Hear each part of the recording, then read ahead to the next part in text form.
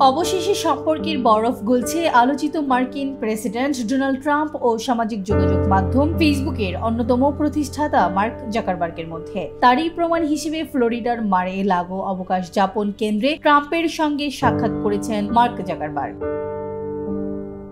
শুধু সাক্ষাৎ নয়, রীতিমতো নৈশভোজে যোগ দিয়েছেন দুজন। এরই মধ্যে এক্সের মালিক ইলন মাস্কের সঙ্গেও ঘনিষ্ঠ সম্পর্ক রয়েছে ট্রাম্পের। তাদের এই সম্পর্ক শুধু সম্পর্ক নয়, নির্বাচিত হওয়ার পর মাস্কের প্রতি কৃতজ্ঞতা প্রকাশ করেছেন ট্রাম্প।